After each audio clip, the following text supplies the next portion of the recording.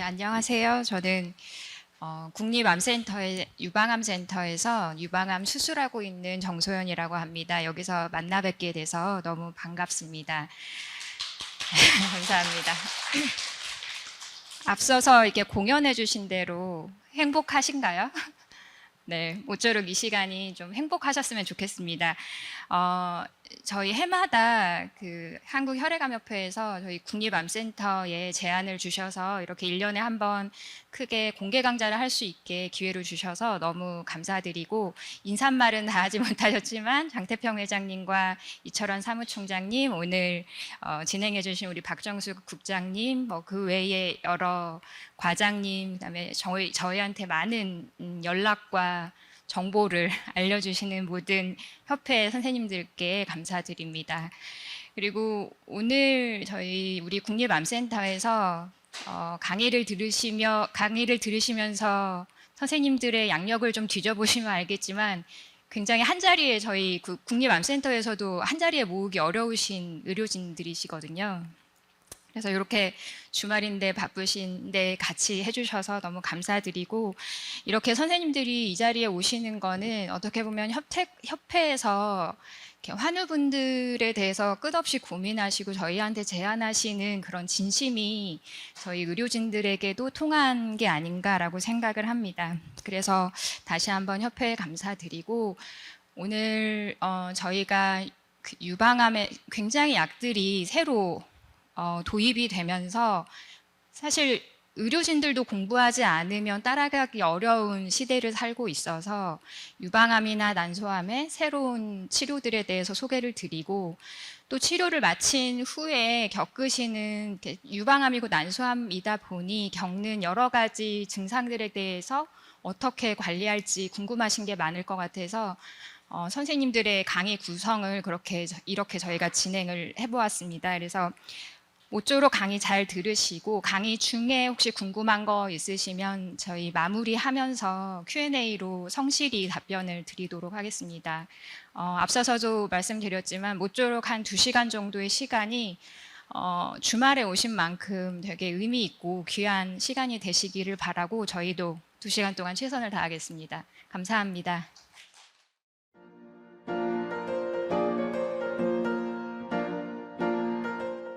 국립암센터 유방암센터에서 이제 주로 약물 치료 담당하고 있는 최희정입니다. 유방암 치료 약제들이 어떤 암종보다도 새로 도입되는 약제들이 많고, 이제 그만큼 환자분들도 낯설게 느끼는 약들이 많을 텐데, 오늘 이제 크게 4가지 약제에 대해서 소개를 해드리려고 합니다.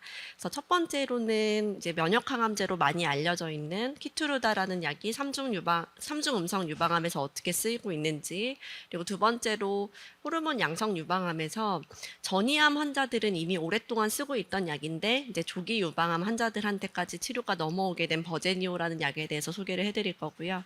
그리고 세 번째로는 이제 허투 양성 유방암의 치료 패러다임을 바꾸고 있는 에너투라는 약에 대해서 또 소개를 해드릴 겁니다. 그리고 마지막으로 이제 갖고 태어나는 유전자 중에, 생식세포 유전자 중에 브라카 변이를 갖고 있는 환자분들이 쓰시는 파프 억제제, 림파자와 탈제나에 대해서 소개해드리겠습니다. 그래서 먼저 이제 유방암에 대해서 간단하게 먼저 소개를 드리고 시작을 하자면, 유방암은 이제 조직 검사를 해서 염색 양상에 따라서 크게 3종류로 이제 분류를 하고 있습니다. 그래서 호르몬 수용체가 양성인 유방암이 전체 유방암의 한 3분의 2 정도를 차지하고요. 허투 양성 유방암이 전체 유방암의 4분의 1에서 5분의 1 정도를 차지합니다. 그리고 어떤 면역 발현도 보이지 않는 이제 3중 음성 유방암이 이제 10명 중 한두 명 정도를 차지하고 있습니다. 이제 유방암은 방금 말씀드린 이제 아형에 따라서도 치료가 다르지만, 어떤 병기로 진단을 받느냐, 어떤 시점에 진단을 받느냐에 따라서도 치료의 방법과 목적이 좀 달라지게 됩니다. 그래서 이제 수술로 완전히 제거가 가능한 이제 조기 유방암을 진단을 받게 되는 경우에는 수술을 하고 나서 보조요법으로 약물 치료를 하기도 하고 수술을 하기 전에 선행요법으로 약물 치료를 하기도 합니다. 이제 이런 경우에 눈에 보이는 암들은 이제 수술로 다 제거를 하는데 눈에 보이지 않는 미세 전이들을 약물로 제거를 함으로써 이제 재발을 낮추는 게 치료의 목표라고 볼 수 있습니다. 그래서 지금 당장 눈에 보이는 암이 있다기보다는 몇 년 뒤에 재발하는 확률을 낮추기 위해서 하는 치료가 조기 유방암의 약물 치료라고 보시면 되고요. 전이성 유방암 같은 경우에는 국소 치료로, 그러니까 수술이나 방사선으로는 유방암을 이렇게 싹 제거하기가 어려운 상태를 말합니다. 그런 경우는 주로 멀리 다른 장기에 전이가 있거나 아니면 유방에만 있다고 하더라도 범위가 너무 넓어서 수술로 이렇게 다 제거를 할 수 없는 경우를 얘기를 합니다.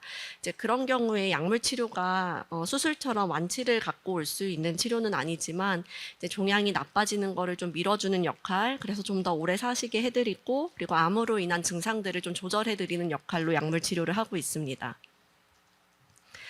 그래서 유방암에서 쓰이는 약물들을 크게 세 종류로 분류를 해보면 이제 가장 오랫동안 모든 암에서 널리 쓰이고 있는 약이 세포독성 항암제이고 세포독성 항암제는 빠르게 성장하고 분열하는 세포들을 목표로 해가지고 치료를 하기 때문에 암종 상관없이 이제 다 효과가 있지만 이제 단점으로는 우리 몸에서 암 세포 말고도 빨리 분열하는 세포들이 있거든요. 이제 대표적으로는 머리카락 세포, 뭐 아니면 점막 세포들, 이제 이렇게 빨리 분열하는 세포들에 다 작용을 하기 때문에 이제 그런 쪽으로 부작용도 같이 나타나게 됩니다. 그래서 그런 걸 좀 극복하기 위해서 개발된 치료제들이 표적 치료제이고 유방암에서는 어떻게 보면 항호르몬제도 표적 치료제 일종이라고 볼 수 있겠습니다. 그래서 표적 치료제들은 암세포에만 특징적으로 나타나는 단백질이나 유전자 변화를 표적으로 해서 치료를 하기 때문에 정상세포에는 최대한 영향을 덜 주면서 암세포만 높은 농도로 치료할 수 있도록 개발이 된 약제들입니다. 그리고 마지막으로 이제 최근 한 10년 이내 가장 활발하게 발달된 치료제가 면역 치료제인데 이제 이런 말씀 드릴 때 항상 조심스러운 게 너무 이제 광고나 이런 데서 면역력을 높여야 암이 치료가 잘 된다 이런 말들이 있어서 이제 면역 치료제라는 말이 오해를 너무 많이 받고 있어서 좀 조심스러운데 저희가 감기에 뭐 잘 걸리고 대상포진에 잘 걸리고 이런 면역력과는 관계가 없습니다. 이제 암세포를 우리 면역세포가 인식하게 도와주는 약들을 암에서는 면역치료제라고 하고 일반적인 면역력 올리는 식품이나 약하고는 관계가 없다는 거를 이제 기억해 주셨으면 좋겠습니다. 이제 이렇게 치료가 구성이 되어 있는데 첫 번째로 제가 얘기 드릴 내용은 키투르다 면역치료제입니다. 사실 면역치료제는 오랫동안 이제 뭐 폐암이나 다른 암종에서는 오랫동안 많이 쓰여 왔었는데 이제 유방암에서는 유난히 이제 효과를 잘 입증하지 못하고 있다가 이제 우리나라에서도 2년 전부터는 널리 쓰이고 있는 상황입니다. 면역치료제는 아까 얘기한 것처럼 암세포를 인식하는 면역세포의 기능을 올려주는 약이라고 생각을 하시면 되는데요. 원래 암세포는 정상세포가 아니기 때문에 우리 몸에서 생기면 면역세포가 이건 비정상세포다 하고서는 잡아 먹어야 됩니다. 근데 그거를 못하니까 우리가 암에 걸리고 이제 암이 퍼지고 하는 건데 암세포가 특별한 능력을 갖고 있습니다. 면역세포를 만나면 손을 딱 잡으면 나 암세포 아니야, 너 나 못 본 척해 할 수 있는 이제 그런 특별한 기능을 암세포들이 갖고 있거든요.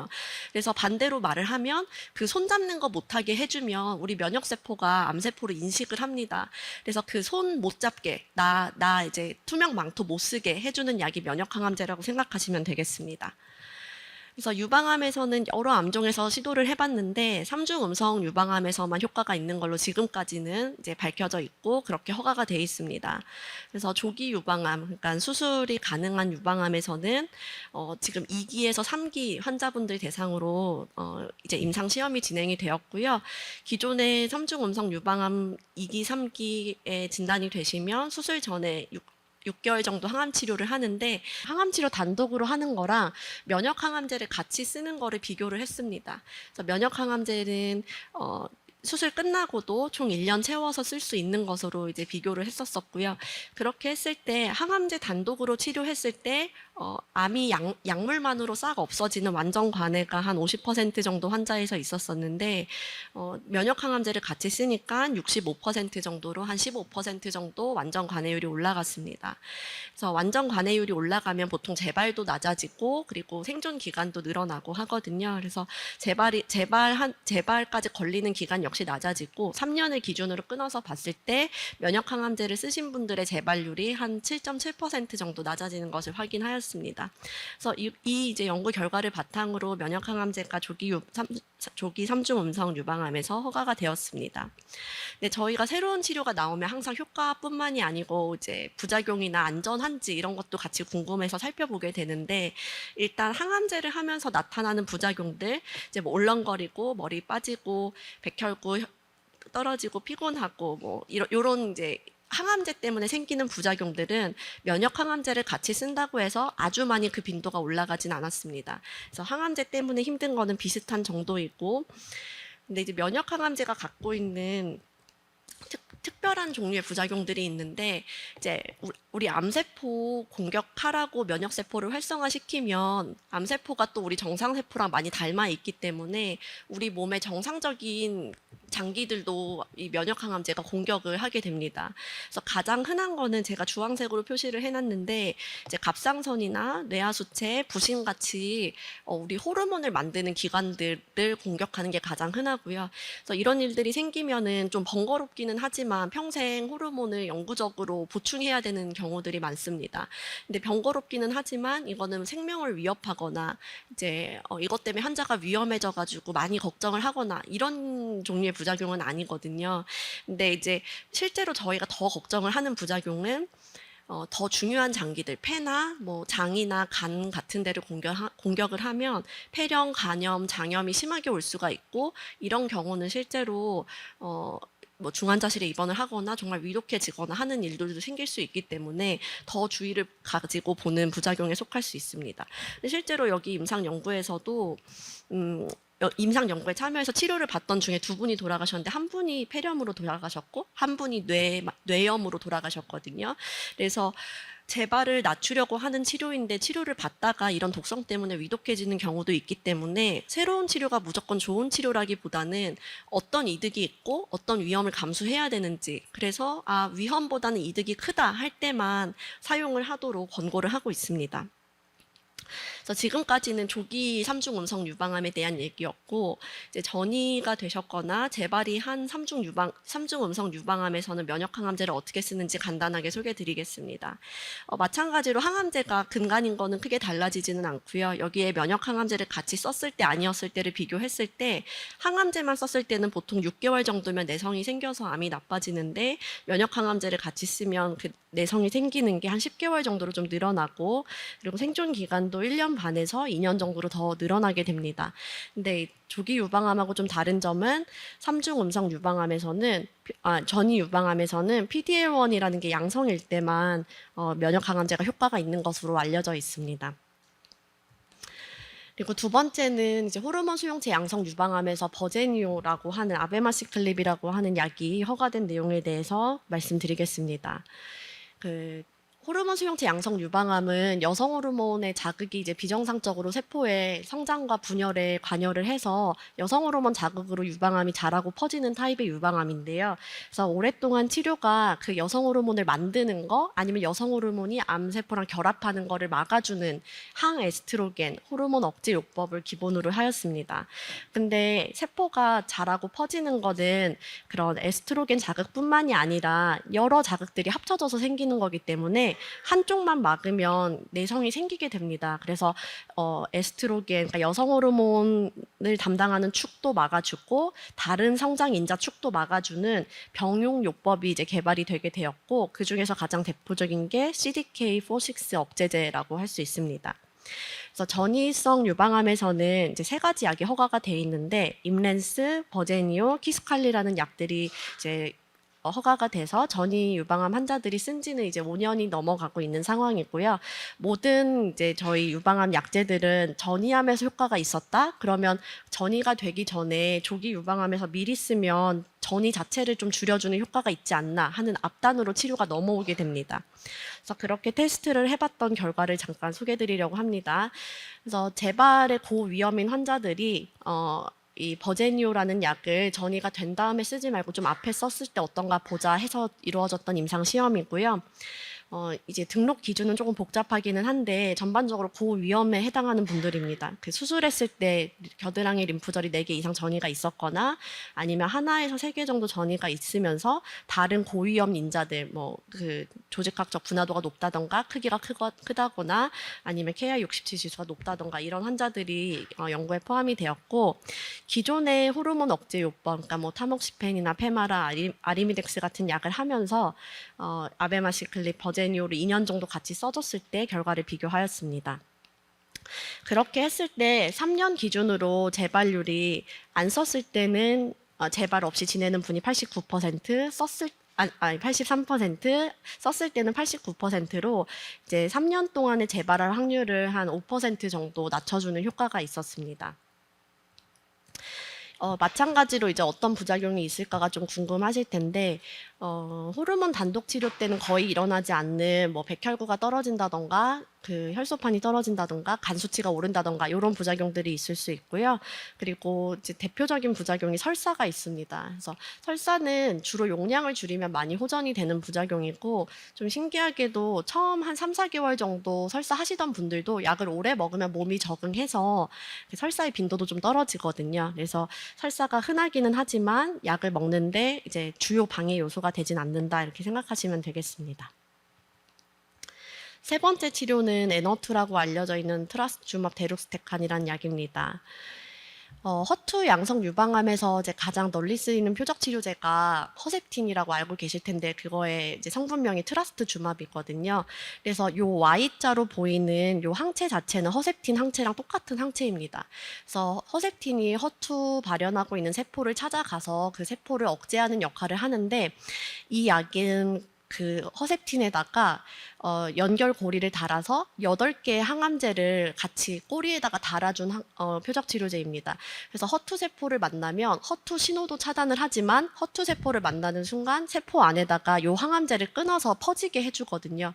그래서 허투를 억제하는 효과와 항암제가 그 세포 안에서만 퍼지는 효과를 같이 가지는 약이라고 할 수 있습니다. 그래서 이제 허투 양성 유방암에서 전이암 환자에서 두 번째 치료로 쓰는 약이 이제 트라스주맙 엔탄신이라고 하는 캐사일라라고 알고 계시는 약인데, 이게 지금 2차 표준 치료인데 요 약이랑 에너투를 비교한 임상 시험을 진행을 했었고, 캐사일라가 평균적으로 한 7개월 정도면 내성이 생기거든요. 근데 이제 에너투는 지금 2년을 넘어가고 있는 시점에도 아직 평균적으로 내성이 생기는 환자들, 그러니까 50%의 환자가 내성이 생기는 기간에 도달하지 못한 상황입니다. 그래서 허투 치료의 이제 패러다임을 이 에너투라는 약이 많이 바꿀 것으로 생각을 하고, 지금은 2차 치료까지 허가가 돼 있는데 1차 치료 그리고 조기 유방암에서 치료로 더 들어올 수 있는지 효과를 보고 있는 임상 시험은 진행 중이거나 결과를 기다리고 있습니다. 네, 이건 생존 기간에 대한 얘기고요. 마지막으로 소개해드릴 거는 파프 억제제라는 겁니다. 이제 가장 낯서실 수도 있을 것 같은데, 그 유방암에 잘 걸릴 수 있는 유전자를 갖고 태어나신 분들이 있습니다. 브라카 1, 2 유전자로 알려져 있고, 이제 브라카가 무슨 일을 하는 유전자인지 잠깐 소개를 드리겠습니다. 그 우리 몸의 세포들은 계속해서 분열을 하면서 매일매일 지금도 저도 돌연변이가 계속 제 세포에서 발생을 하고 있거든요. 그래서 DNA가 손상이 되면 그걸 복구하는 기전을 우리 몸에서는 갖고 있습니다. 그 복구하는 기전이 크게 두 가지가 있는데, 그 두 가지의 큰 축을 역할을 하는 단백질이 각각 파프라는 단백질하고 브라카라는 단백질입니다. 두 개가 있으면 제일 좋고요. 둘 중에 하나만 있어도 완전하진 못해도 한 70점짜리 복구를 하긴 하거든요. 그래서 좀 세포들이 조금씩 멍청해지기는 해도 살 수는 있는 정도로 복구를 하는데, 이 두 가지가 모두 없으면 세포들이 살아날 수가 없을 정도로 세포가 망가집니다. 그래서 브라카가 이미 망가진 환자한테 파프 억제제를 쓰면 그 세포는 죽게 되고요. 근데 브라카가 정상인 세포한테 파프 억제제를 쓰면 그래도 살아갈 수는 있어요. 이런 특성을 이용해서 브라카가 있는 유방암 치료를 위해서 파프 억제제를 쓰는 겁니다. 그렇게 했을 때 정상 세포는 살아남고 암 세포만 죽을 수 있는 이제 선택이 되기 때문에 파프 억제제가 개발이 되었고, 그러한 원리를 합성치사라고 부르고 있습니다. 그래서 유방암에서도 조기 유방암에서는 생식세포 변이로 브라카 변이를 갖고 계신 분들이 삼중 음성이거나 호르몬 수용체 양성의 고위험군일 때 다른 모든 치료를 끝내놓고 올라파립이라는 파푸 억제제를 1년 정도 쓰는 거 재발을 낮추는 게 입증이 되어 있고요. 그리고 전이 유방암에서도 이제 항암 치료를 2개 정도 해봤던 분들이 3번째 항암 치료를 하는 거랑 파푸 억제제를 쓰는 거 비교했을 때 파푸 억제제가 조금 더 이득이 있는 것으로 알려져 있습니다. 그래서 그 생식세포 브라카 변이가 있는 분들에 있어서는 치료 무기가 하나 정도 더 있다 이렇게 생각하시면 될 것 같습니다. 그래서 제가 오늘 이제 급하게 소개해드린 4가지의 약에 우리 식약처 허가사항을 이렇게 간단하게 적어 나왔는데요. 이제 키트루다, 버제니오, 에너투, 그리고 림파자, 탈제나 이런 약들인데 사실 지금은 제가 정말 이제 한우분들께 2-3장씩의 슬라이드로 소개를 해드렸지만 각각 한 줄의 주제를 가지고도 이제 뭐 학회에서나 이럴 때는 1시간, 2시간씩도 강의를 하고 논의를 하기도 합니다. 그래서 임상 시험이나 그 결과들은 이게 설계하고 해석하고 하는데 아주 이제 공들여서 하는 일이기 때문에 요 하나를 가지고 나는 이런 치료를 받는구나 이렇게 결정할 수는 없는 거고 이제 제가 환자분들이 알기를 바라는 거는 이 정도 약제들이 있고 들어봤다 이럴 때 쓸 수 있는 약이다 정도를 이제 알려드리는 거고요. 실제로 나한테 이런 치료가 도움이 될지 이런 치료를 했을 때 득과 실은 무엇인지는 이제 환자분 병들 가장 잘 아는 주치의 선생님과 상의를 하시면 되겠습니다. 네, 오늘 제 강의는 여기서 마치겠습니다.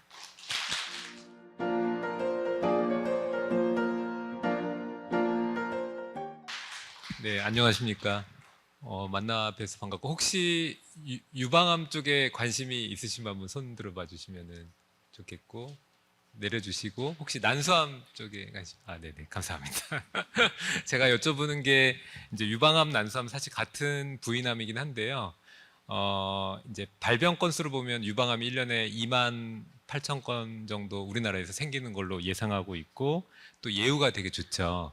그리고 난소암은 올해 한 3,400건 정도 생길 거로 이렇게 예상이 되는데 사실 수술 크게 하고 또 항암 치료하고 유지 치료하고 재발 너무 많고 이래서 이제 생존이 굉장히 많이 힘들었었는데 최근에 이제 많이 좋아지긴 했지만 이제 그런 것 때문에 이제 항상 저희가 비교를 하고 특히나 이제 브라카 변이라는 공통 분모를 가지고 있고 유방암 유병자분이 난소암에 걸릴 확률이 2-3배 일반인보다 높고 또 역으로 난소암 있으신 분들이 유방암에 걸릴 확률이 높고 이제 이렇게 돼서 저희가 같이 협진도 보고 왔다 갔다 하고 또 유방암 환자분들 생존자분들이 굉장히 잘 이렇게 시스템이 잘 돼 있고 이래서 항상 저희가 이제 옆에서 비교도 하고 또 치료도 보면 굉장히 화려하게 돼 있는 거에 비해서 이제 저희는 좀 뒤에서 쫓아가면서 이제 가는 그런 모습인 것 같습니다. 그래서 한번 여쭤봤고요. 앞에서 말씀드린 대로 우리나라 옛날에 1위 암은 자궁 경부암이었거든요. 근데 확 감소를 많이 해서 이제는 3,000명 이하로 내려갔고 난소암이 이제 한 3,000 난소암 그다음에 복막암, 난관암 이제 포함돼서 요 숫자보다는 조금 많을 것으로 보이고요. 이제 서구랑 완전히 동일해서 자궁 내막암이 이제 우리나라에서도 1위 암으로 올해 될 것으로 이렇게 추정을 하고 있습니다. 난소암이 조금 특징이 있어서 제가 뒤에 이제 신약 사실 별로 이렇게 당장 임상에 쓸 거 많지는 않은데 특징을 간단하게 말씀드리면 난소암이 좀 발병 건수가 그렇게 많지는 않지만 우리 몸에 생기는 것 중에 1위가 2개 있는데 하나는 우리 몸 중에 가장 큰 암이고요. 두 번째는 브라카 변이 빈도가 제일 높습니다. 유방암에서 한 5% 이렇게 얘기하는데 점액성암 빼고 상피성 난소암의 한 15%가 혈액에서 유전자 변이가 나오고요. 또 이제 어려운 점이 난소의 종양은 이렇게 큰데 사실 난소 종양은 다 떨어지거든요. 근데 이제 문제는 복막에 쫙 깔려 있는 종양에 대한 그 치료 성적은 이제 거기서 결정이 되는데 두 개의 유전적인 차이가 있어서 저희가 이제 연구하거나 임상에 도입할 때 조금 이제 어려움이 좀 있고 또 난소는 조직형이 되게 많습니다. 아까 전에 유방암 몇 가지 보셨지만 난소암은 조직형이 굉장히 많이 있고요. 난소암은 난관암, 1차성 복막암과 이제 동일한 암으로 생각하시면 됩니다. 그래서 난관암이다, 1차성 복막암이다, 그럼 동일하게 난소암으로 생각하셔도 되고요. 또 하나는 다른 대장암이나 위암과 달리 복강 내에 있지만 전이가 굉장히 광범하게 있어도 깨끗하게 제거할 수 있는 경우가 상당히 있습니다. 그래서 눈에 보이는 종양을 항상 제거하는 종양 감축 수술이라는 개념을 가지고 있고요. 이것이 약제 사용에도 영향을 줍니다. 제가 뒤에서 보여드리겠습니다. 그리고 수술을 안 하고 이제 저희가 항암을 해도 반응률은 굉장히 좋은데 문제는 반응률은 좋지만 재발률이 높기 때문에 이제 재발을 염두한 전략까지도 이제 처음에 치료할 때 좀 생각을 해야 됩니다. 근데 이제 이러한 난소암이 저희가 이제 예후인자라고 하는데요. 병기, 종양이 퍼진 정도, 또 분화도, 종양의 성격, 또 림프절 전이 여부, 또 복수가 있는지 원격 전이가 있는지 잔류 종양인지 이제 이런 거 봐가지고 저희가 혈관 신생 억제제를 사용하기도 하고요. 또 이제 브라카변이라든지 HRD 상동 제조합 결핍이 있으면 파푸저해제를 사용을 하게 됩니다. 이제 파푸저해제에 대해서 굉장히 고민을 많이 이제 하고 계신 것으로 이제 저희가 알고 있는데 일단 제가 기본적인 필수 치료에 대해서 말씀을 드리면 반드시 수술과 수술 후의 항암은 반드시 필수입니다. 이 두 개는 반드시 이루어져야 되는 치료고요. 다른 고형암에서 수술하고 뭐 재발 위험을 낮춘다 이런 개념이 아닙니다. 두 개는 그냥 필수로 해야 되는 거고 난소암 굉장히 빨리 자르고 복강 내 전이가 되면서 굉장히 유전적으로 다양한 형태를 만들기 때문에 이 치료 시기를 놓쳐버리면 뒤에 치료가 굉장히 어렵습니다. 그래서 앞에는 제가 말씀드린 이러한 내용은 환자분이 내원하셨을 때 바꿀 수 없는 내용이에요. 이미 암종은 다 결정돼 있죠. 분화도 뭐 유전적인 성격 이거 바꿀 수 없어요. 그러면 우리가 내원을 했을 때 바꿀 수 있는 내용은 무엇이냐? 복강 내 종양이 넓게 번져도 그 종양을 상당히 제거를 많이 할 수 있기 때문에 종양 감축 수술로 복강 내 잔류 종양을 최소화시키는 정도에 따라서 생존율에 대한 기울기를 저희가 처음에 많이 바꿀 수가 있습니다. 그래서 이 종양을 절제하는 게 되게 중요하고요. 또 하나는 종양을 넓게 떼서 잔류 종양을 적게 하는 것도 중요하지만 수술 이후에 가능하면 3주 내지 4주 이후에 항암을 시작하는 것이 중요합니다. 종양이 빨리 자라고 이러기 때문에 보통 다른 종양처럼 배관 다 빼고 깨끗하게 상처를 만든 다음에 항암을 시작하면 그때 좀 늦을 수가 있기 때문에 적절하게 종양을 다 제거하는 노력을 하면서 안전하게 수술 후 항암을 빨리 시작하는 것이 굉장히 다른 고형암과의 조금 차이라고 볼 수가 있고요. 또 요즘에는 옛날에는 장 절제술 많이 하고 장루 만들고 이런 부분이 많았다면 최근에는 장 절제술과 장루 만드는 경우는 거의 없다고 이렇게 보셔도 됩니다. 물론 이제 합병증 때문에 장루를 만드는 경우는 있겠지만 이런 것들 줄이기 위해서 저희가 선택적으로 선항암을 하기도 합니다. 그래서 이제 제가 제일 말씀드리는 게 수술 크게 하시고 너무 힘들어서 항암할 때까지 한 2주 정도 요양병원 가서 회복하고 오시겠다 해서 이게 딜레이가 되면은 그 항암제가 늦어지는 것 자체가 굉장한 예후인자가 되기 때문에 임의적으로 회복하시는 걸 본인이 설정하시기보다는 반드시 의료진과 상의를 하시는 것이 중요하겠고요.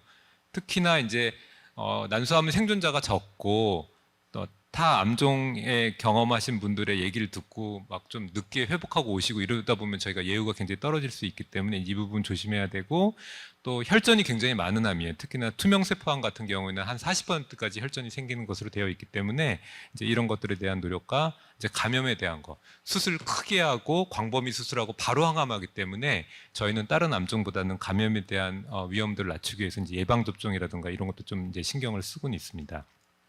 근데 저희가 이제 치료를 시작하면 난소암은 이제 재발까지 이런 곡선을 그리거든요. 대개 6개월 이전까지 재발하는 게 치료하고 한 22% 환자가 재발하고요. 한 1년까지는 23%가 더 추가적으로 재발을 하고 그 다음에 한 번 치료해서 그러니까 막 복강 내 복수 차고 전이가 광범위하게 있어도 한 5분의 1 정도는 한 번 치료로 이제 재발을 5년까지 하지 않는 그런 곡선을 보일 수가 있습니다. 다행히 최근에 이제 백금 민감성, 그러니까 치료 항암제 끝나고 한 6개월 이후에 재발하는 백금 민감성뿐만 아니라 백금 저항성, 6개월 이내에 재발한 백금 저항성에서도 이제 뒤에 보여드리겠지만 최근 나온 신약이 이제 생존율을 좀 높이는 것으로 되어 있어서 2차 치료로도 이제 완치가 점차 치료 성적이 향상은 되고 있습니다.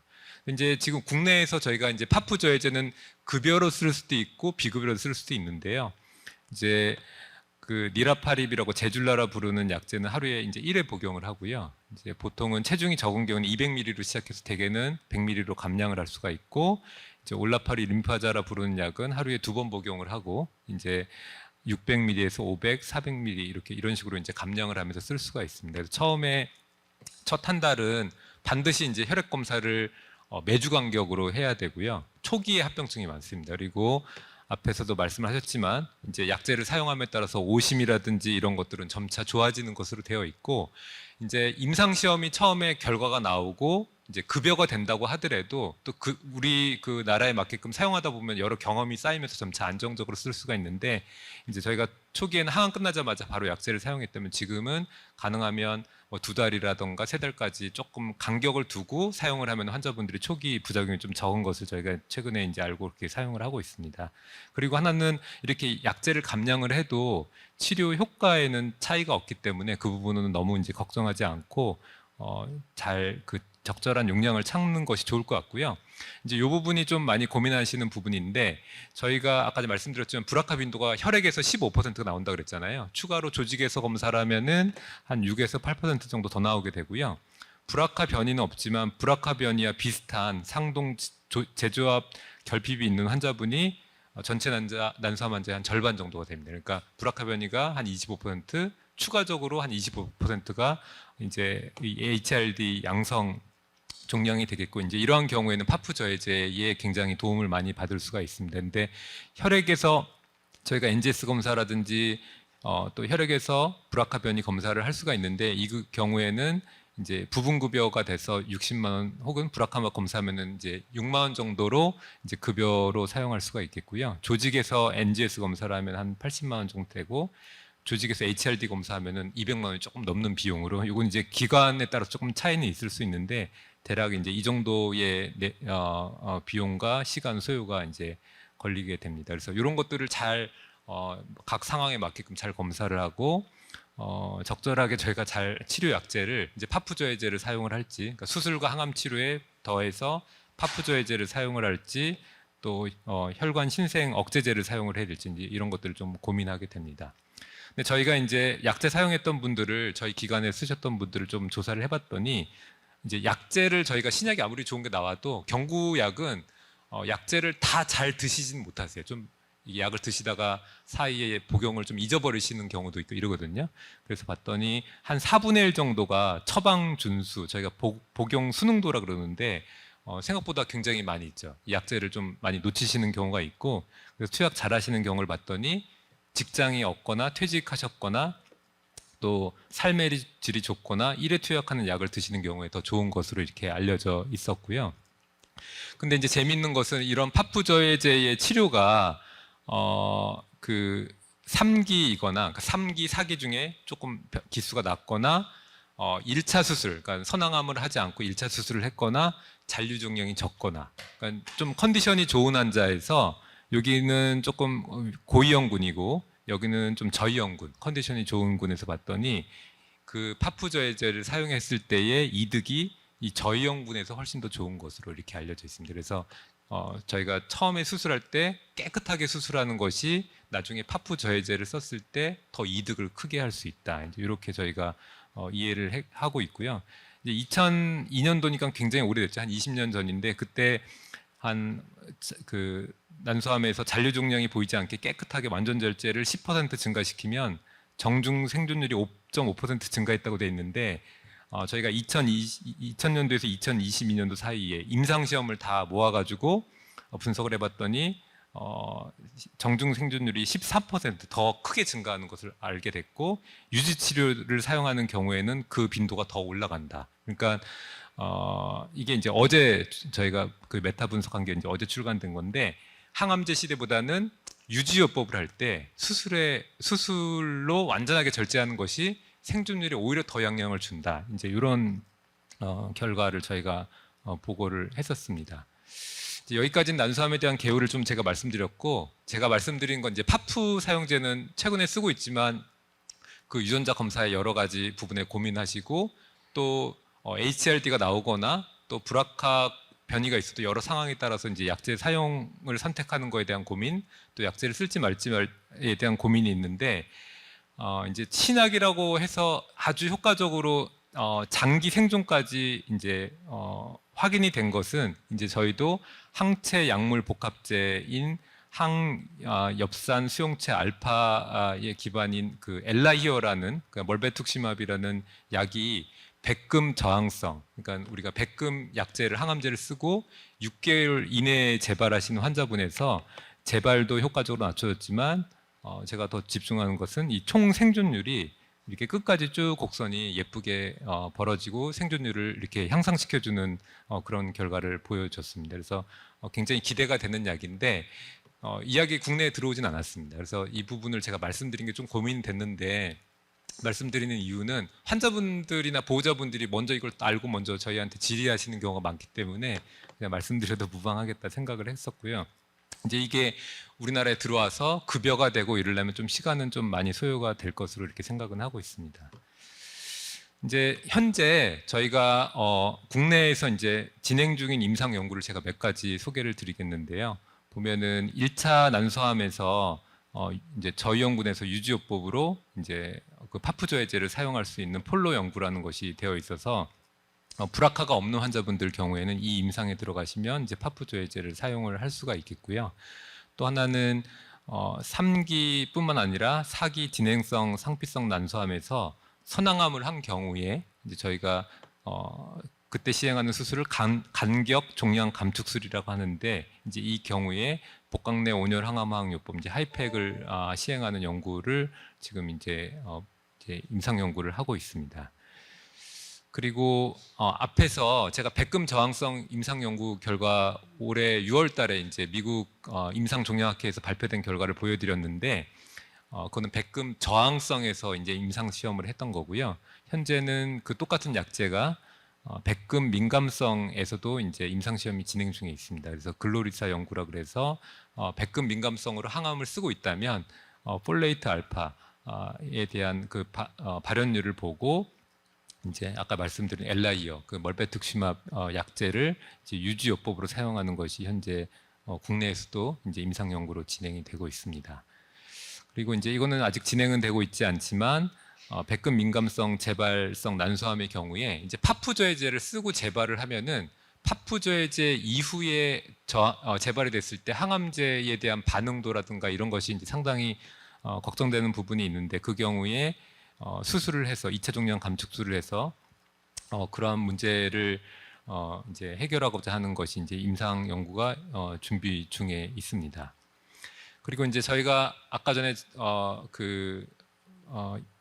이제 그 백금 저항성에서의 그 좋은 결과를 제가 하나 보여드렸는데 그럼에도 불구하고 생존율이 여전히 낮거든요. 그 약제를 써서 성공적으로 이제 약제를 쓴다고 해서 그래서 이제 이 백금 저항성에서도 수술하는 게 굉장히 어려운 상황이거든요. 약제 쓰고 6개월 이내에 재발했기 때문에 그 경우에 종양 감축술과 이제 하이팩을 시행을 해서 생존율을 올리고자 하는 연구가 이 연구도 같이 지금 현재 진행 중에 있습니다. 그래서 앞에 유방암에 비하면 난소암은 환자군도 되게 적고 조직형도 되게 다양하고 치료 성적도 굉장히 낮고 이래서 임상 연구가 진행 중이거나 이런 부분은 굉장히 좀 제한적이긴 하지만 지난 10년, 20년을 되돌아보면은 최근에 굉장히 많은 임상 시험이 진행 중에 있고 또 좋은 결과들이 나오고 있어서 이제 임상 시험 신약은 말 그대로 이제 검증이 필요한 약제고 지금 계속 지속적으로 개발이 잘 되고 있고요. 그래서 저는 난소암을 이제 수술을 하고 또 항암이나 면역 치료제를 사용하는 입장에서 앞으로 생존율이 굉장히 향상될 것으로 이렇게 기대를 하고 있습니다. 근데 이제 반드시 주치의 선생님하고 임상 시험 신약을 사용을 할 때에 이제 그 기간에 있는 경우도 있고 타 기간에도 있는 경우가 있는데 한번 주치의 선생님과 지금 상황에 대해서 한번 잘 상의를 하시고 필요한 그런 내용들을 잘 정리를 하시는 것이 좋을 것 같고요. 또 검증된 신약을 사용하더라도 제가 파푸조해제 아까 말씀드렸는데 임상 시험에서 생존율이 확인이 돼도 아시아인 한국인에서의 효과에 대한 분석이 따로 있거든요. 근데 그 내용도 잘 확인을 해야 되고 또 약제가 임상에 들어와서 사용될 때에 그 독성을 잘 극복하게끔 이제 하는 것들은 여러 가지 경험이 필요하기 때문에 그러한 내용들을 잘 확인을 해서 이제 저희가 안전하게 약제들을 사용을 하면 좋겠습니다. 예, 이상입니다.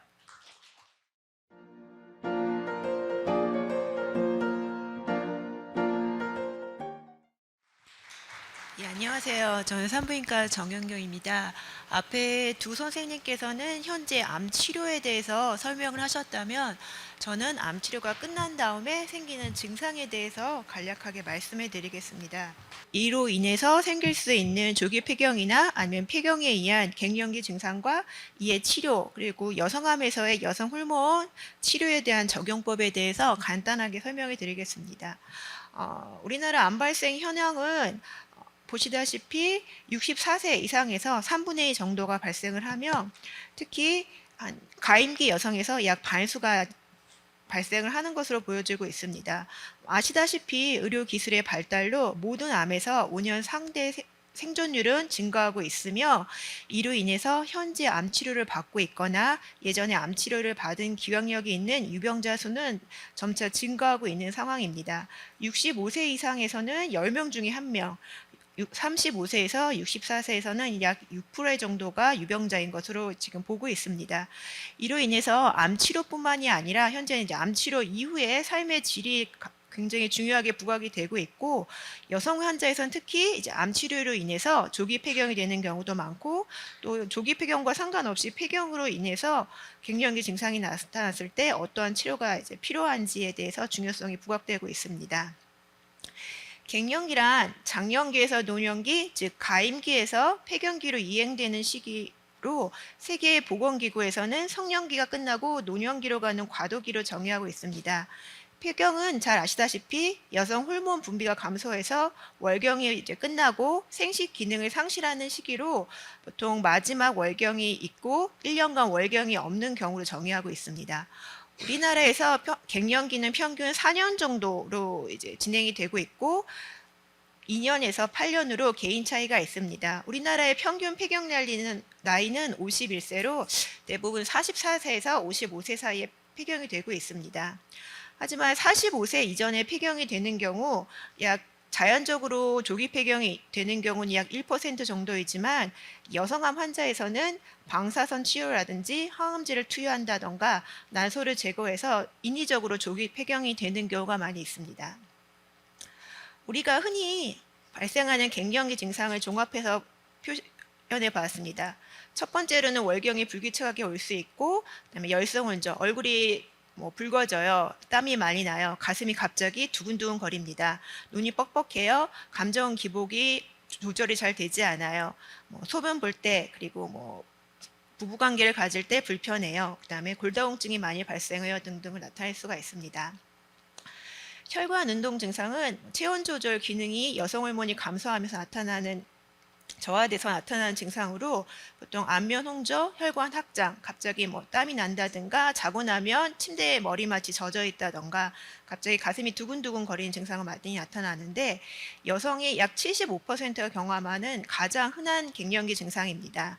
보통 폐경 2년 전부터 나타나기 시작하는데 약 4분의 1에서는 잘 느끼지 못하시거나 가볍게 지나가는 경우가 있지만, 약 4분의 1에서는 일상생활에 전혀 불가능할 정도로 정말 죽고 싶어요 라고 심하게 호소하시는 경우도 있습니다.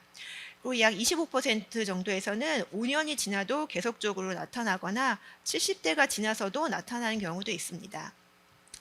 그 외에는 심리적 증상을 많이 호소를 하시며, 무력하다, 우울하다, 초조하다, 집중력이 감소된다, 갑자기 기억력이 감퇴한 것 같아요 라고 말씀을 많이 하시는데, 이러한 증상들에서 주의하셔야 될 것은 이거는 갱년기 특유의 증상이 아니기 때문에 혹시 나한테 다른 질환이 있는지 거기에 대해서 감별이 필요합니다. 또 갱년기에 이런 심리적 증상이 나타나는 이유는 에스트로겐이 저하돼서 대뇌 신경 전달 물질의 이제 농도의 변화가 나타나기 때문에 수면을 장애하고, 이거로 인해서 불면증이 유발되고 또 잠을 못 자시니까 신경이 과민하고 그거에 따른 기분 변화가 나타나게 됩니다. 이 외에 나타날 수 있는 전신 증상으로는 이제 폐경이 되시면 가장 많이 호소를 하시죠. 뱃살이 늘어요. 이렇게 하는데 배와 그리고 여기 팔뚝살 같은 군살이 불어나게 되고, 유방이 처지고, 피부에 탄력이 손실되고, 온몸이 아파요 라고 표현하시는 근육통, 그리고 나 왜 이렇게 기억을 못하지? 기억력 감퇴, 그리고 탈모 현상 등이 나타날 수도 있습니다. 이 외에도 만성적으로 영향을 줄 수 있는 여러 가지 위험이 나타나는데, 비뇨생식기 증상으로는 질, 요도, 방광부에 위축이 일어나서 질이 건조하시고, 이로 인해서 부부관계 할 때 통증이 유발되며 부부관계를 이제 멀리하시는 분들이 많이 증가하시게 되시고, 재발되는 질염이나 방광염, 그리고 요실금 등이 발생하게 됩니다. 또 심혈관계 질환으로는 콜레스테롤 수치의 변화를 일으켜서 우리가 좋은 콜레스테롤이라고 표현하는 HDL 콜레스테롤이 감소하고 나쁜 콜레스테롤 표현하는 LDL 콜레스테롤이 증가하게 됩니다. 이로 인해서 관상동맥 경화라든지 심장마비, 뇌졸중 등의 위험도가 높아집니다. 또한 여성에서는 폐경 후에 처음 5년간 골밀도가 남성에 비해서 급격히 감소하고 이후부터는 비슷하게 남성과 여성이 감소하는 경향을 보이고 있습니다. 여성에서 남성보다 한 6배에서 10배 정도 골다공증이 많이 발생하게 됩니다. 치매가 폐경 이후 치매를 좀 더 유발하는 인자로 작용을 하고 있습니다. 그래서 이러한 갱년기 증상의 치료는 첫 번째 선택은 보통 폐경 호르몬 요법, 호르몬 대처 요법이라고 하는 여성 호르몬제를 선택을 하게 됩니다. 하지만 유방암이라든지 여성 호르몬에 의존적인 암을 앓으신다든지 여러 가지 다른 이유로 인해서 이런 호르몬의 치료가 어려운 경우에는 비호르몬제라든지 그러니까 콩, 아마씨, 승마 등에 많이 들어있는 식물성 에스트로겐이라든지 아니면 주변 환경이나 생활 습관을 교정하거나 운동 등을 통해서 갱년기 증상의 호전을 유도할 수 있겠습니다. 폐경 호르몬의 적응증으로 미국 식약청에서는 혈관 운동 증상, 얼굴이 화끈거리거나 바람 같은 증상이 심하게 있는 경우, 골 손실을 막기 위해서, 그다음에 조기 폐경이 된 경우, 그다음에 비뇨 생식기의 증상이 심한 경우 폐경 호르몬을 첫 번째로 사용하라고 적응을 하고 있습니다. 하지만 이런 폐경 여성 호르몬을 다 사용할 수 없는데 원인 불명의 질출혈이 있을 경우, 그다음에 간에 이상이 있을 경우, 그다음에 지금 여기 유방암 환자분들이 아까 많으셨는데 유방암 에스트로겐에 민감한 유방암 환자거나 아니면 자궁 내막암 환자일 경우, 혈전증 위험도를 높이는 질환이 있거나 유전력이 있는 경우에 대해서는 폐경 여성 호르몬 요법에 대해서 주의해서 접근하도록 권고하고 있습니다. 여성 환자에서 이러한 갱년기 증상에서 가장 중요한 것은 조기 폐경의 위험도가 자연적으로 조기 폐경이 되는 1%보다 많이 높기 때문에 여성 환자에서는 갱년기 증상이 더 중요시 되겠습니다. 우리가 난소암 같은 경우나 자궁 내막암 같은 경우 난소 적출술을 통해서 조기 폐경이 될 수가 있고 유방암, 혈행암 같이 그 난소 쪽에 그 위험도가 높은 항암 치료를 받는다던가 난소 위치에 직접적으로 방사선 치료를 받는다던가 혈액암에서 골수 조혈 모세포 이식을 할 때 조기 폐경 위험도가 증가하게 됩니다. 이런 조기 폐경이 위험한 경우는 에스트로겐이 일찍 감소함으로써 이런 사망률이 증가하게 됩니다. 우리나라에서 2007년도에 강화도 여성들을 대상으로 코호트한 연구에서 보면 모든 원인에서 조기 폐경이 된 경우 조기 폐경이 되지 않고 50세 전후에서 폐경된 여성에 비해서 사망률이 증가함을 보여주고 있습니다. 외국의 경우도 마찬가지입니다. 45세 이상에서 난소를 절제한 경우에는 생존율이 별 차이가 없으나 45세 이상의 조기 폐경이 된 경우에서는 난소를 절제한 경우에 약 1.9배 정도 사망률이 증가하는 것을 보여주고 있습니다. 또한 조기 폐경이 되었을 때는 골절, 골다공증의 위험도도 증가하고 약 1.5배에서 3배까지 골절의 위험도가 증가하는 것으로 보고 있습니다. 하지만 이렇게 조기 폐경이 된 경우에도 에스트로겐 보충 요법을 한 경우에는 골절의 위험도가 조기 폐경이 되지 않은 군에 비해서 높지 않은 것으로 보고하고 있습니다. 또한 심혈관 질환에도 영향을 미치는데 이것은 자연 폐경이 된 군, 두 번째 군은 난소를 적출하여 조기 폐경이 된 군, 세 번째는 난소를 적출하였지만 호르몬 치료를 받은 군입니다. 보시면 조기 폐경이 된 군은 그렇지 않은 군에 비해서 심혈관 질환의 위험도가 2.2배 높아지는 것으로 보고 있지만 호르몬 치료를 받은 경우에서는 조기 폐경에 대한 위험도를 제외시키는 것으로 보여지고 있습니다. 하지만 이렇게 심혈관 질환 같은 경우 호르몬 치료가 반드시 정답인 경우가 아닌 게 그 시점에 따라서 심혈관 질환에 호르몬 치료가 영향을 주는 경우가 있고 오히려 호르몬 치료가 늦어지는 경우 심혈관 질환을 더 증가시킬 수 있습니다. 가장 윗줄은 호르몬 치료를 받지 않은 여성에서 혈관의 단면이고 두 번째는 폐경이 되고 곧바로 호르몬 치료를 받은 여성에서의 혈관, 마지막은 폐경이 되고 10년, 60세가 넘은 후에 호르몬 치료를 받은 여성입니다. 보면 자연적으로 나이가 들고 폐경이 됨에 따라 혈관이 좁아지고 침착물이 생기는 걸 볼 수가 있습니다. 하지만 호르몬 치료를 폐경이 되시고 곧바로 받은 여성에서는 이런 혈관이 좁아지고 침착물이 쌓이는 게 그렇지 않은 군보다 더디게 일어나서 동맥경화를 막아주는 효과를 보이지만 호르몬 치료를 시작하는 시점이 늦은 군에서는 오히려 하지 않은 군보다 혈관 변화가 더 심하게 일어나는 것을 보여주고 있습니다. 또한 인지 기능의 변화도 나서 조기 폐경의 경우에서는 수술 시 연령이 낮을수록 1.7배 일반적으로 폐경이 되는 분보다 인지 기능의 변화가 그러니까 인지 장애라든지 치매가 더 증가하는 것으로 보여주고 있습니다. 이 또한 호르몬 치료로 인해서 이 위험도를 제거하는 것으로 보고하고 있습니다. 그러니까 조기 폐경의 여성에서는 이런 지속적인 안면 홍조라든지 발한, 골다공증의 위험, 심혈관의 위험을 위해서는 호르몬 치료를 일찍 시작하는 것을 권고하고 있습니다.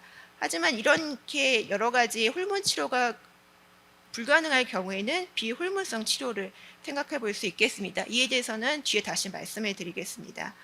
우리가 사용할 수 있는 여성 호르몬 제제로는 용법에 따라서는 에스트로겐만 사용하는 경우, 에스트로겐과 프로게스테론을 같이 사용하는 경우, 프로게스테론 대신에 조직 선택적 에스트로겐 복합제를 사용하는 경우, 그리고 우리가 리비알이라고 많이 알려진 티볼론을 사용하는 경우, 또 경로에 따라서는 입으로 먹는 경우, 국소 패치나 겔같이 경피로 투여하는 경우, 질환에 넣는 경우, 주사제 같은 경우가 있겠습니다.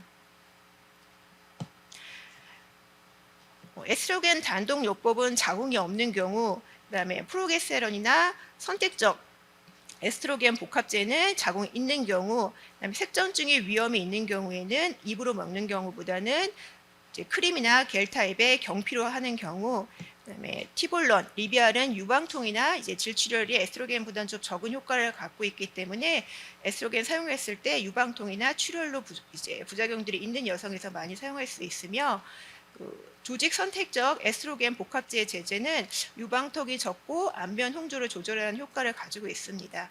그리고 다른 증상은 없이 비뇨생식계 질환, 방광염이 잘 생긴다든지 질이 너무 건조하다든지 이런 국소적으로만 호소하는 경우에는 먹는 약보다는 질로 투여하는 여성 호르몬 제제가 더 효과적인 것으로 보고 있습니다. 또한 나이에 따른 위험도가 다르기 때문에 50대 여성에서 곧바로 시작하는 경우에는 앞서 말씀드린 것처럼 심혈관 질환의 위험과 사망률을 낮추고 또한 그 기간에 제한이 없다고 보고하고 있으나 60세 이상이거나 폐경이 지나고 10년이 넘은 상태에서 처음으로 여성 호르몬을 사용하는 경우에는 심혈관 질환의 위험을 높일 수 있고 색전증 등의 위험을 높일 수 있기 때문에 반드시 주치의와 상의 후 사용 여부를 결정해야 합니다. 그리고 60세 이상에서 너무 증상이 심해서 나는 호르몬 치료를 받고 싶다 하는 경우에는 먼저 경구가 아닌 경피 호르몬으로 낮은 용량에서 의사와 상의하면서 사용할 것을 권고하고 있습니다. 즉 환자의 호르몬 치료 여부는 반드시 어떻게 해야 된다, 하지 말아야 된다, 어떤 약을 써야 된다라기보다는 환자의 각각 개개인의 증상과 상황에 따라서 득과 실을 고려해서 결정해야 합니다.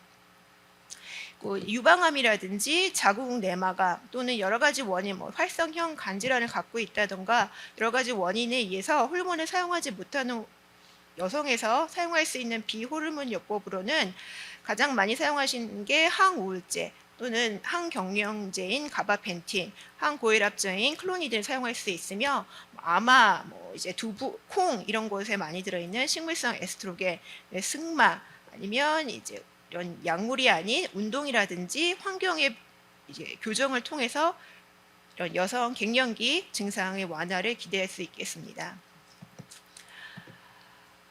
호르몬 요법을 간단히 정리를 해보면 조기 폐경이 발생한 경우에는 일반적인 폐경 연령까지는 여성 호르몬을 치료하기를 권장하며 될 수 있으면 폐경이 돼서 빠른 시점 내에 호르몬 치료를 시작할 것을 권고하고 있습니다. 그리고 10년이 지난 다음에 새로이 처음 시작하는 것은 권고하지 않고 이런 여성 호르몬과 연관된 암을 가진 환자의 생존자에게서는 1차 치료로는 권고를 하지 않습니다. 각각의 암에 대해서 좀 살펴보겠습니다. 유방암, 우리나라에서 가장 많은 환자, 여성암 환자이고 또 예후가 가장 좋은 암 중에 하나입니다. 이는 유병 이제 우리나라에서 생존암, 여성암 생존자 중에 가장 많은 이제 포션을 차지하고 있는 환자인데요. 유방암에서는 항암 치료 아니면 이제 생식샘 자극 호르몬 방출 호르몬 작용제, 우리가 흔히 졸라덱스, 루프린이죠. 상품명으로는. 그리고 이제 항호르몬 요법, 타목시펜이나 레트로졸 등을 많이 사용하게 되는데, 이런 작용에 따라서 급격한 여성 호르몬의 감소 효과나 아니면 조기 폐경을 유발하게 됩니다. 이런 여성에서는 갱년기 증상이나 인지기능 저하 등이 급격히 나타나게 되고, 타목시펜을 사용하는 젊은 여성에서 한 50에서 70%가 열감을 경험하고 이로 인해서 생활 불편감을 호소하게 됩니다. 근데 유방암 생존자에서 여성 호르몬 요법에 대해서는 결과가 일관되지 않습니다. 어떤 보고에서는 재발 위험도가 높였다, 어떤 보고에서는 뭐 별로 영향이 없었다 하지만 재발 위험도가 높일 수 있다는 보고들이 있기 때문에 현재 유방암 환자에서 폐경 호르몬 요법은 권유되고 있지 않습니다. 앞서 말씀드린 비호르몬 요법을 이런 증상이 있을 때 사용할 것을 권고하고 있습니다. 이런 유방암 환자에서 혈관 운동 증상, 이제 발한이라든지 안면 홍조 이런 증상은 보통 진단이 되고 2.75년도에 가장 높은 양상을 보입니다. 위에 거는 모든 이런 혈관 운동 증상, 밑에는 좀 더 강하게 그러니까 빈번하게 나타난 혈관 운동 증상을 그래프로 나타냈고, 이 깜장선은 대조군입니다. 보시면 양쪽 군 다 모두 2.75년, 약 2년에서 3년 사이에 가장 이제 극심하게 증상을 호소하고, 시간이 지나면 증상이 좀 완화되는 양상을 보이고 있습니다.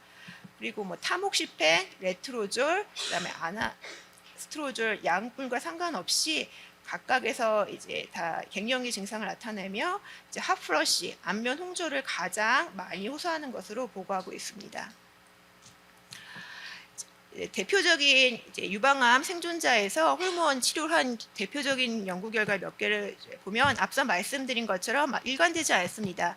똑같은 해에 똑같은 나라에서 이제 시행한 대표적인 두 연구가 있는데, 이제 하비츠 연구와 스톡홀름 연구인데, 둘 다 스웨덴에서 1997년도에 유방암 생존자를 대상으로 여성 호르몬제를 치료한 연구입니다. 완전히 상반된 결과를 보고 있는데, 하비츠 연구에서는 2.1년간 치료 후에 유방암 위험도가 높여서 조기 종료가 된 3.5배 높이 나타난 걸로 해서 조기 종료가 된 연구이며, 이와 반대로 똑같은 스웨덴에서 1997년에 유방암 환자를 대상으로 한 연구에서는 호르몬 치료가 유방암 재발에 영향을 미치지 않는 것으로 보고하고 있습니다.